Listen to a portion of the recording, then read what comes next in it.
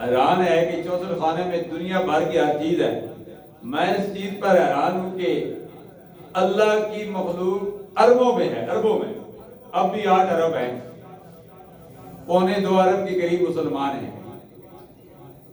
एक इंसान की शक्ल दूसरे से नहीं मिलती। 2 भाई हैं, दोनों भाइयों की शक्लें एक दूसरे से नहीं मिलती। अभी आप मरकज इस्लाम में दर्जनों हजरात आए हुए हैं। इंजीनियर अहमद सुल्तान साहब रावलपिंडी से, फजल मालिक साहब मर्दान से, मास्टर मुमताज साहब पिंड सुल्तानी से और हाल यहां हवानाबाद अटैक कैंट से।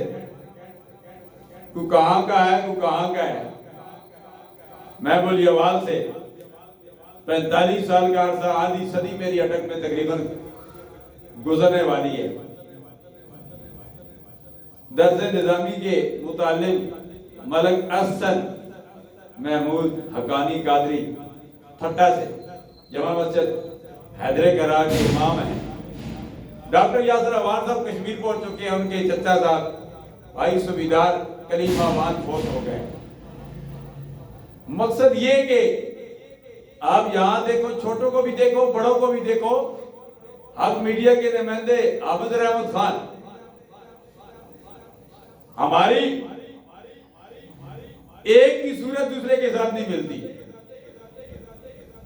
हर की अलग अलग सूरत है। यह अल्लाह की कुदरत है। वल्लज़ी युसव्विरुकुम फिल अरहाम कैफ यशा।